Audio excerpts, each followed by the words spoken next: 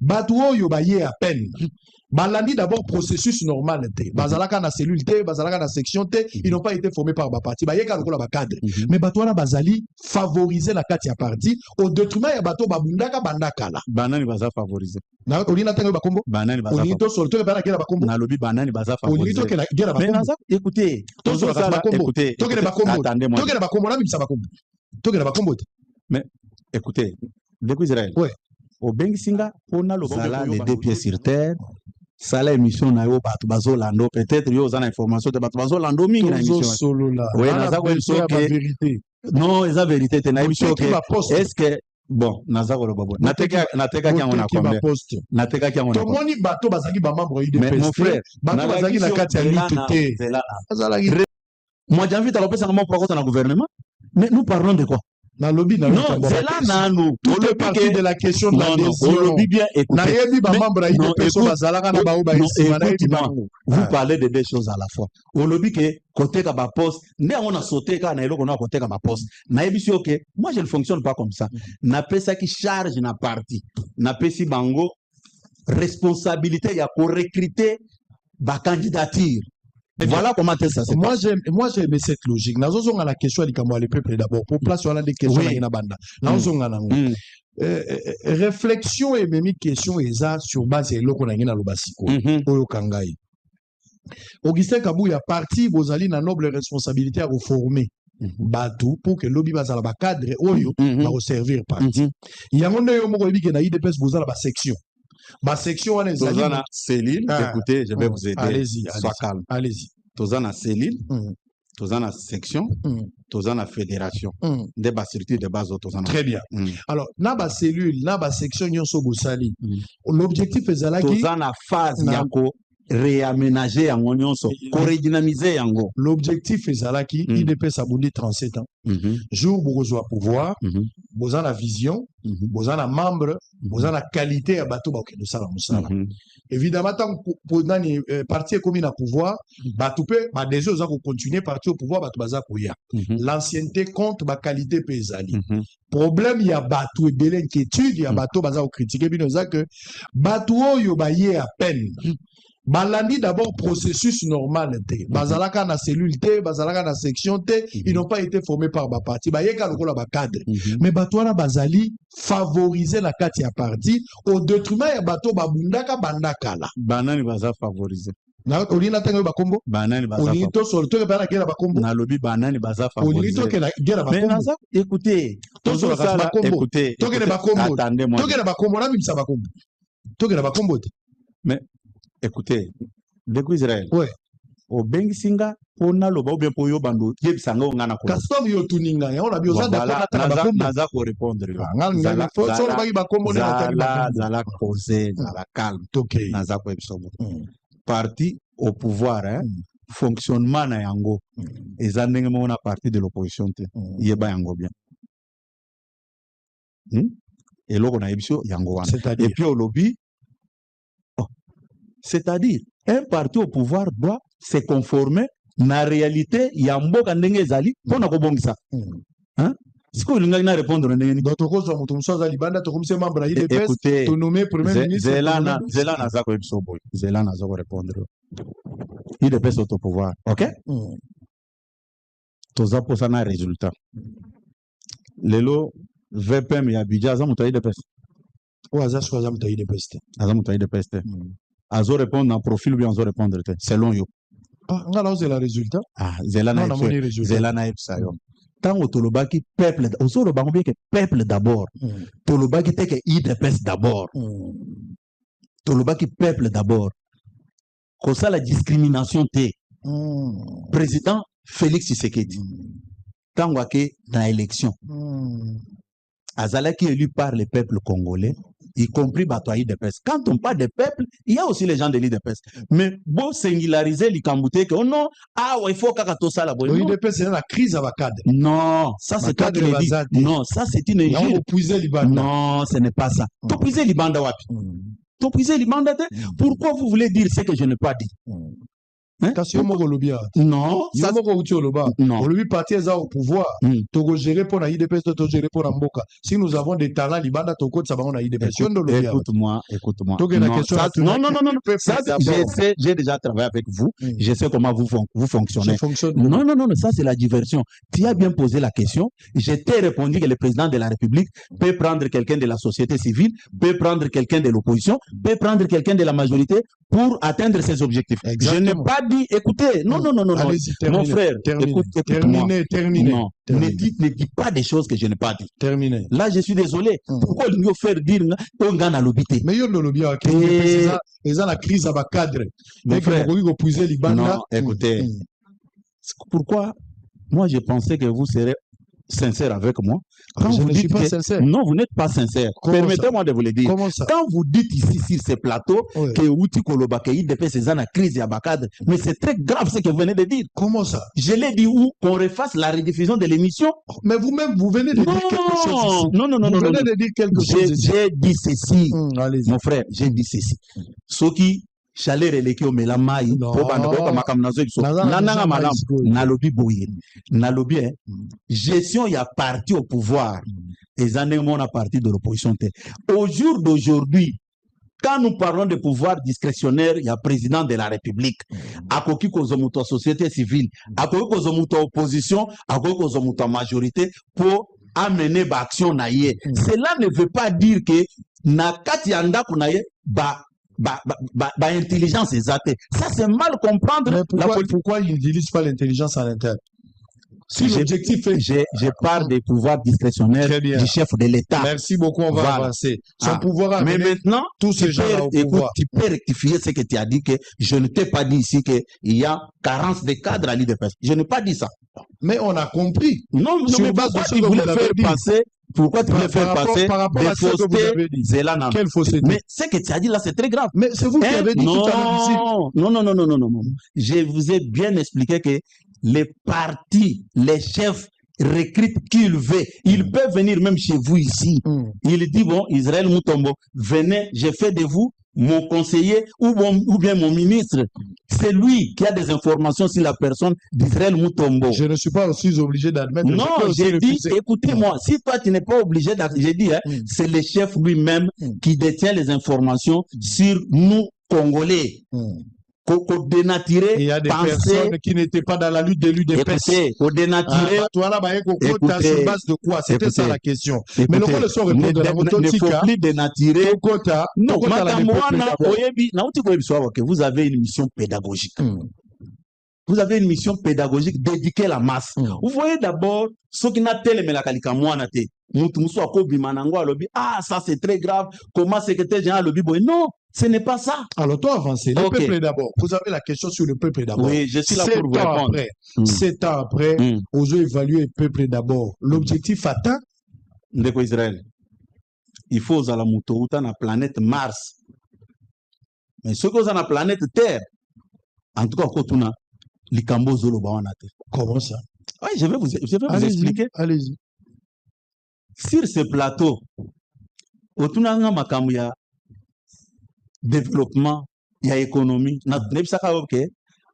Chers compagnons d'élite, avez bien que tolérance, s'il vous plaît, combattant. Vous avez bien que Namboga Nabiso mabe ezebe mais biso monaka mabe ezali ozana otingami donc yo pe ozana kati ya mabe wana azali donc eza système siko ya monike na kati ya système azate abino place aboye ekoya ko salir ngana sali nini na démissionnaire atiki alongwe papa na ya zalaki en assemblée nationale, c'est lui qui parle ici à sa mwana papa Mbo, son fils biologique. Moi nanaye o ya poti o mwana batikela eto adoptate mwana ya papa Mboso IDPS vivant IDPS vivant ba yebisaka bino ba congolais bazala sérieux non, il y a des congolais sérieux, il y a des congolais sérieux. Ce qui prouve que mon doigt sérieux est à makambo aboui yoza ministre au ministère depuis nazwa eloko ezalaka te bongo mpe eza te mais longo te lokola mosusu abimawa oh non mbongo stylo eza te papier duplicateur eza te mais ti lelo alongwaka te. C'est comme si il voulait nous expliquer que l'Assemblée nationale bazalana des caisses. Caisse ya kosomba ba papier na ba stylo na ba biloko mosusu na caisse ya mbongo ba voyage. Rama papier duplicateur c'est $5. $5 à rame à papier. Est-ce que vous allez me dire que le bureau de l'Assemblée nationale va aller la rame mobimba la journée? Carton mobimba. Il y a pas papier duplicateur. Carton mobimba. Je ne pense pas qu'ils a plus de $20. C'est moins de $20. Au cours de 100 cartons avant de s'envoyer. Et qu'on coûtait $1000 de 100 cartons. Mais non, l'Assemblée nationale, mais quand tu trouves que ça ne tient plus, pas d'émission à Kabalongwaka.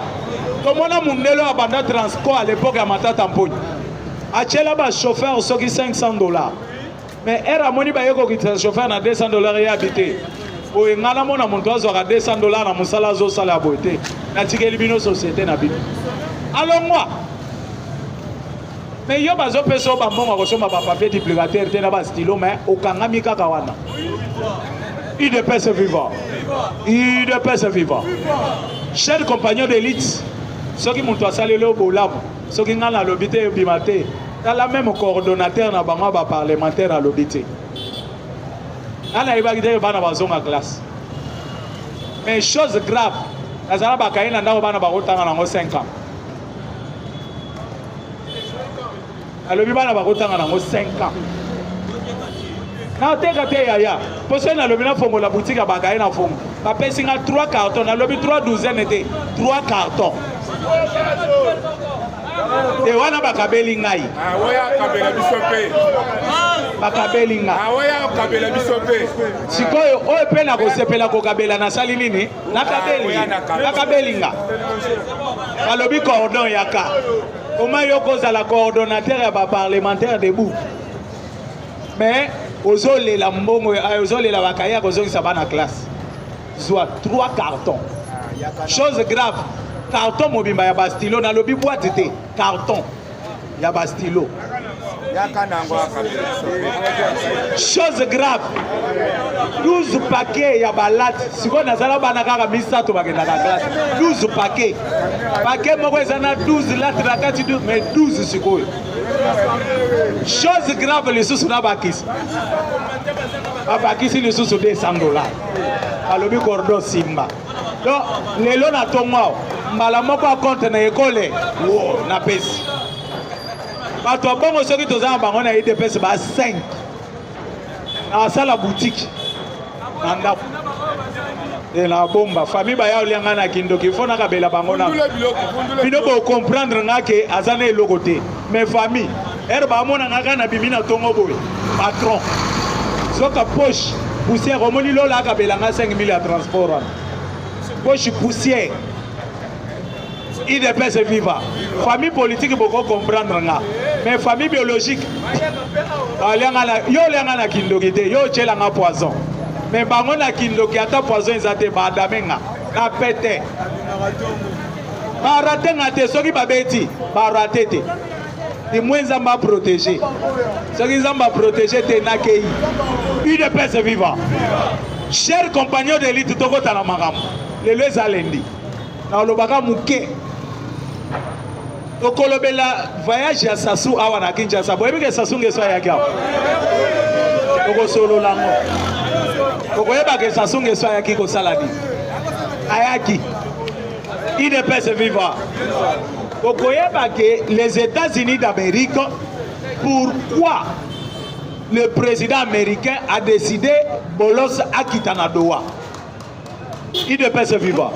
Parce que le plan du Rwanda n'a pas Occident, pas européen, et Zalaki a manœuvré les choses. Pour ça, la manœuvre de façon que 2018 ezawana. Comme bazana ambassadeur na bangwa na Congo. Oh bazana mission. Quand je parle des ambassadeurs bozoyo kage eza ba koliti ya Paul Kagame oh bazana Congo. Oh bazana institution en mboka na biso. Tolinga ki tokota 2016, 2017 babandi makele. Et de l'autre côté dans le 2027 babandi makele. Tant que de l'autre côté makambo esili na noté. Donc balinga babando benda biso tokende boy. Tozonga boy, tokende boy. Après de wa balinga babota eloko mosusu. Mais les États-Unis ba yeko comprendre que bato bazana kati ya manœuvrer makambo. Et pas c'est Donald Trump azota la paix mandat na ye. Azana posa ke makambo azana ngo makambo azana posa ko sala asili sango avant mandat na esila. Et maintenant zomona les Rwandais na ba européens bazo manœuvrer makambo. De façon que 2028 mandat ya Félix Esili. Là maintenant ba koliti na bango baza ba kobanda makelele ya élection.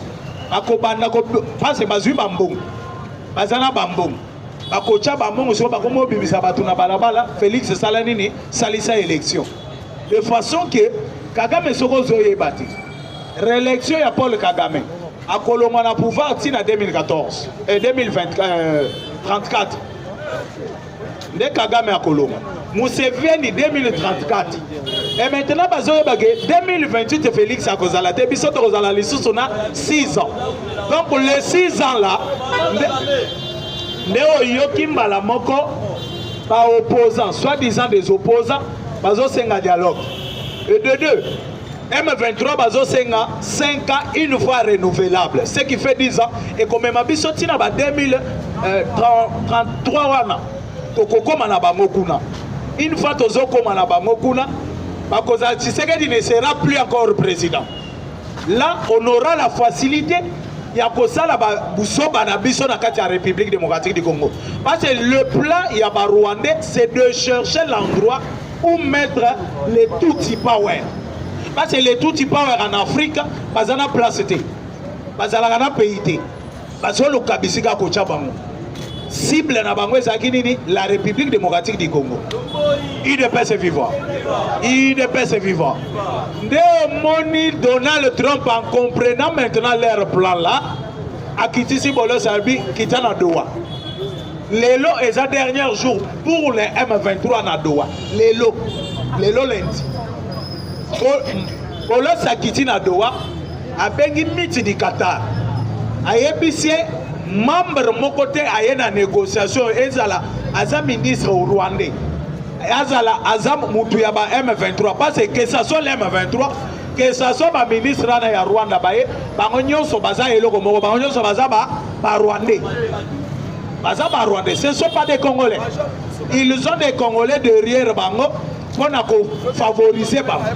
UDPS vivant. UDPS vivant.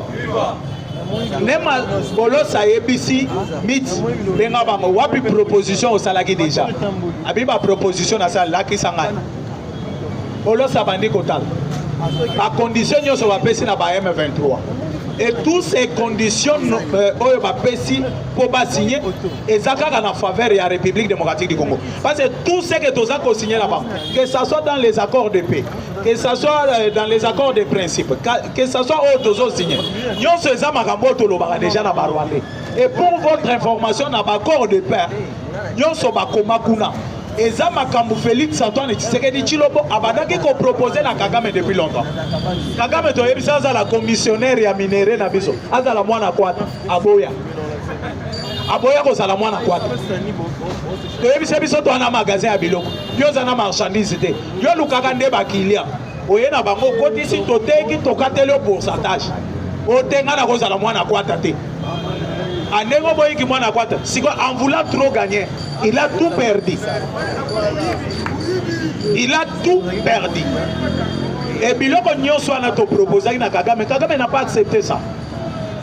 Et ndepolo se siko azui atali abengi bango boya yo zwa na pesi bino 48 heures bokende kotanga le lundi bozozonga wa pona ko signer makambo o boye na boye ezate.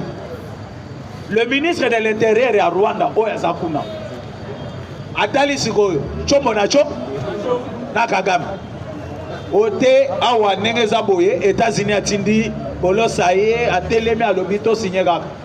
Soki bolosa atelemi bino bobima.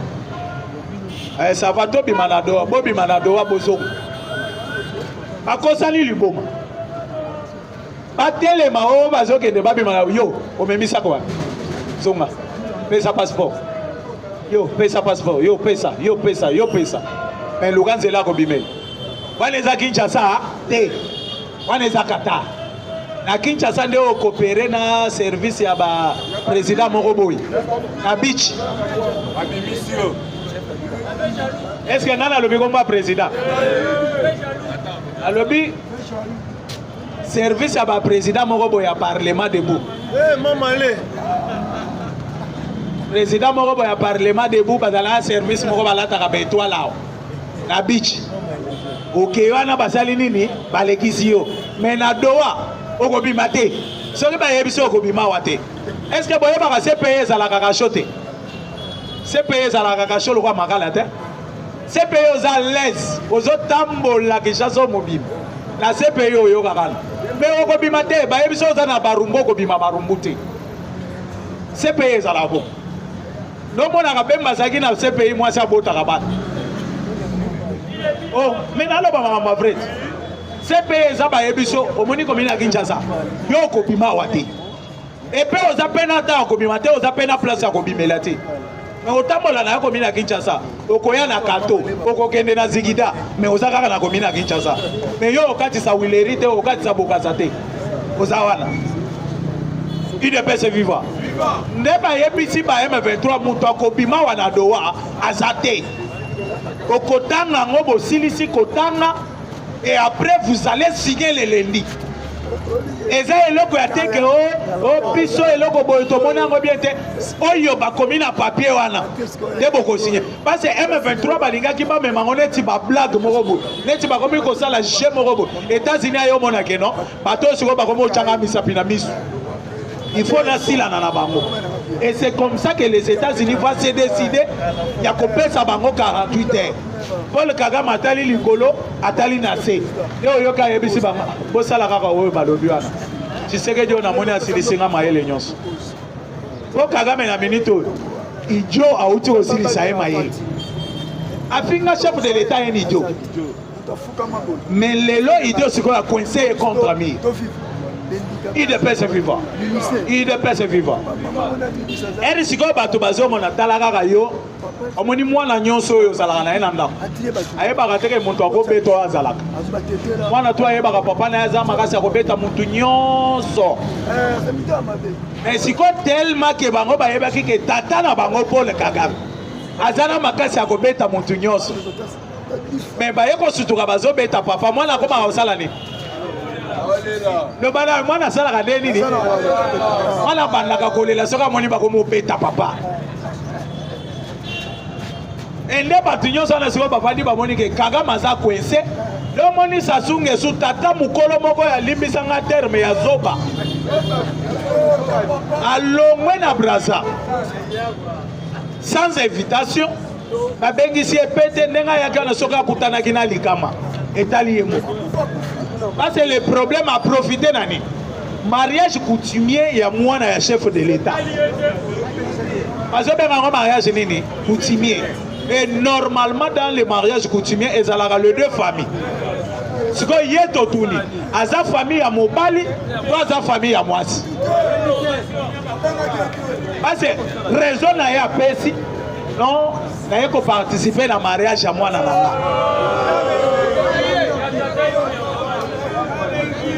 Et chose grave, je comprends. Pense à Kangamina Kinshasa. À Kangamina Kinshasa, esprit qui doit écouter. Est-ce qu'il y a moi na cause à la moine na eto koko na. Si go oyebi pourquoi na lobi à Kangamina Kinshasa. Esprit qui noie. Parce que biso ba qui noie to linga ozala bana mike, to ko la rater. Au mona maman mukolo zo benga maman tuni ngana maman na botayo. Mais ozana jaba maman leki. Oza maman. Leti ngande na zabo ngasani na wanga na ngambula na ngati. Polimbisa ngater ba Mustafa nyoso baleki ya musika. mais na tika lobana na kati na banze na biso bango ngana mukolo na binote ngana lingaka kutubolo bagena mukolo biso ba mbokatier to lingaka ki mukolo bakino nde balinga ozonga ba nde omoni na biso ça c'est tellement est-ce que yaza ajimoko na Félix yaza tata ya Félix il fallait alo bakena e mariage ya koko na oh na ye mariage à moi nananga soka na mariage il a cherché par tous les moyens ba voir dans chef de l'état ba solola le chef de l'état peut s'y tenter ayebi se ndengo ye sans invitation oza papa moyen na benga na yo ezate vanda wana sikoyo ngai nazo vanda na chiviela nanga boyebi chiviela bokilo chiviela eza bokilo te non parent ya marié na parent ya marié mususu na chuluba babengaka bango babengana ba chiviela on comprend na habité na lingala babenga ngoni alingala balibola biso babokilo te baboti ya deux familles na bango na chuluba eza chiviele siko na lingala tobenga bango banani te baboti eza te terme normal sikoyo soki bozela na expliquer bino soki nazoloba lingala mabe kosekaka nga kwani omoni ke na bino nanga toyebi lingala te po ngai nayebi so nayebi chuluba koleka yo sikoyo yo oloba koyeba lingala koleka nga yebisanga bachiviele na lingala ezali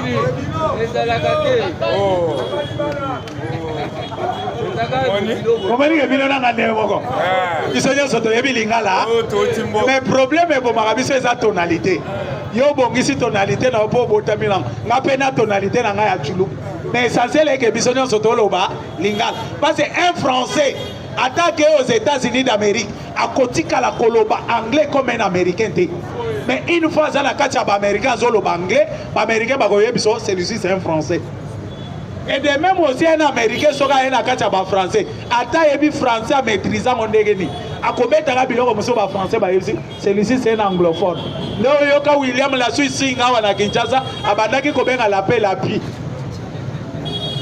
et puis biso tobandaki kocomprendre olia aloba lape azoloba lapi donc cela ne veut pas dire que yo yebi français koleka ye tonalité na ye nde yalango akoli nango na monoko tout muluba qui parle lingala ndenge olia benga kingasani alobi chingasani yo yoka ye kaka olia loba libulu ya zelo libulu ya nzelu yo yoka ye kaka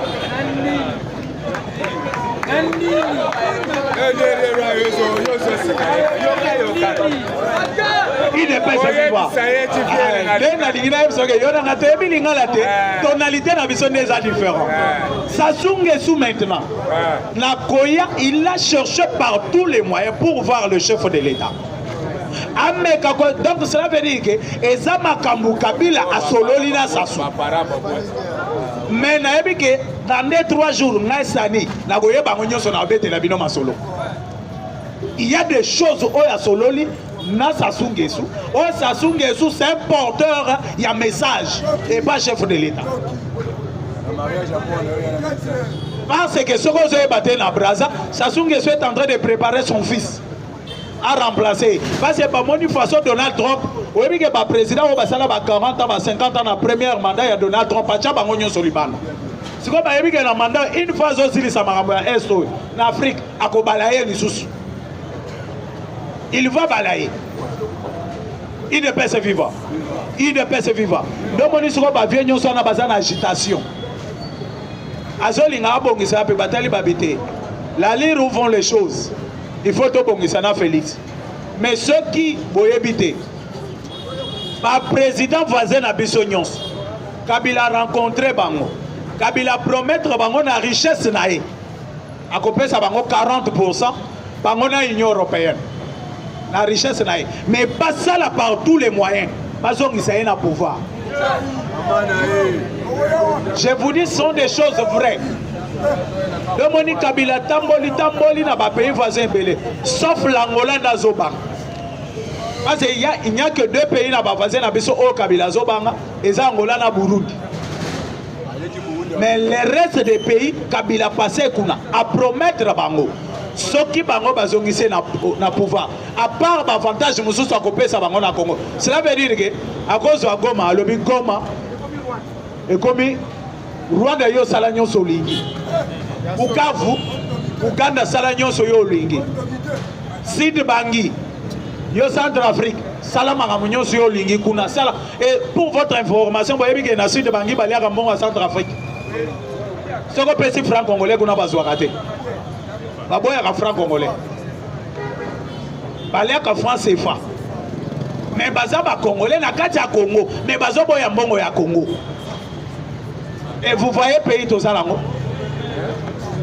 Et les choses tozali kolobela na chef de l'État pour en chuter par là. Le chef de l'État il faut aller bien que dans la police et le komoko malonga et kobima kuna eza te. Pourquoi et le komoko malonga et kobima kuna eza te? Ceux qui peut-être ba policier à Mabé sur 100 baza 80 20 euros bako saladi bako se faire ceinture te bako se faire ceinture te parce que esprit Mabé eza na mitu na bango nyonso. Ceux qui baza na esprit Mabé te que ba policier à malamu baza 20 bako se faire ceinture na sens ni. Je donne un exemple. Oyebi na Kinshasa to vanda ka botolobi baluba ba combien belé. Oui, et moi je vais te dire que Balouba va mourir à Kinshasa. Mais le problème c'est quoi? Toza peut-être toza 200. Bango bazade okoyoka bango balo bachulu. Oyoki bango. Opusani kuna okuti 500 personnes. Bango baza 10 na kati. Bazolo bachulu. Obi bazalaki kuna ba mususu bazao. Opusani kuna batu batelemi 1000. Bango baza 50 na kati. Bazolo bato ba combien belé? Et c'est les minoritaires qui se fait toujours sentir parmi les majoritaires. Bango bazo se faire sentir parce qu'ils n'ont pas peur. Donc il y a des gens qui ont commencé à épeler na Kinshasa. Baleki bato abanu, baleki bangal. Ceux qui baluba baleki peut-être baleki baswahili.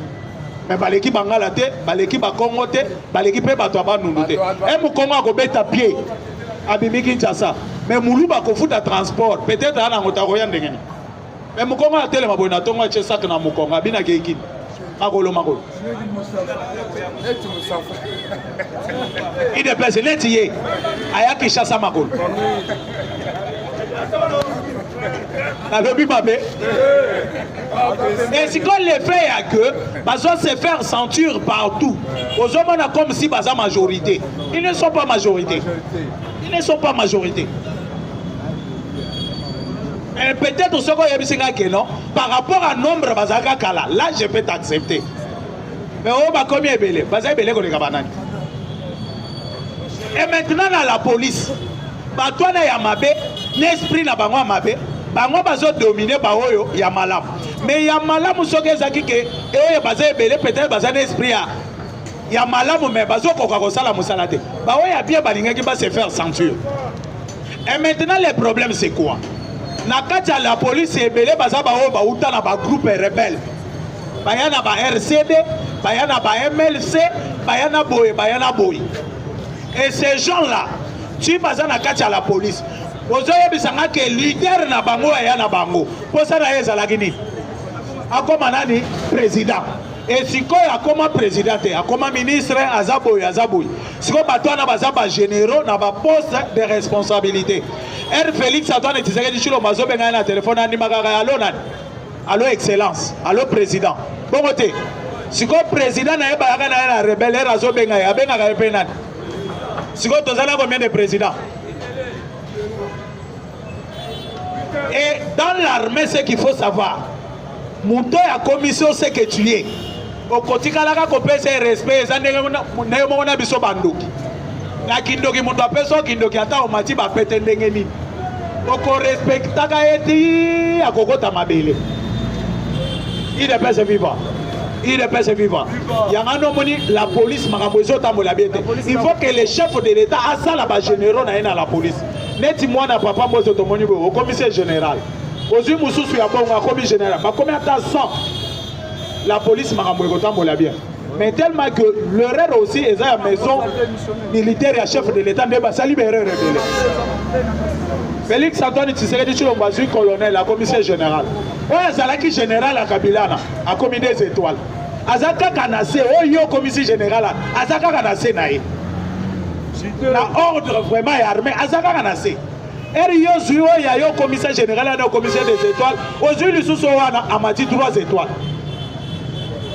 commandement ezaka ke pana bangoka mais soki azana étoile moko yo matisi ba oyo yo pe étoile moko bango nyonso bakomi sur même pied d'égalité moto akosala na moninga zate nomona général Manya oyo azalaki ya pire na commandant de la ville oyo balongola nani komona ezali oyo uti olongwa oyo kilimbalimba ezalaki na réunion boyo babetanaka na makofi po général Manya banda olinga te baloba mabe ya force du progrès kilimbalimba azalaki réunion nyonso bakokota boyo bacriminele na Kinshasa bato bamatisi to ya criminalité eza baforce du progrès ya bikoma baréunion nyonso tokotaka yosataka kaka na du progrès babandi kobetana makofi babetana makofi 2 fois déjà na réunion mpo na nini bazalaki oyo étoile moko po soki kilimbalimba azalaki 2 étoiles Manya akosangana na ye te ata aza mokuse ye mula okosangana na ye te po aza supérieur na yo. Je dis je vous remercie. Ok, c'est bon. Après, si le président Moustapha, le commandant suprême.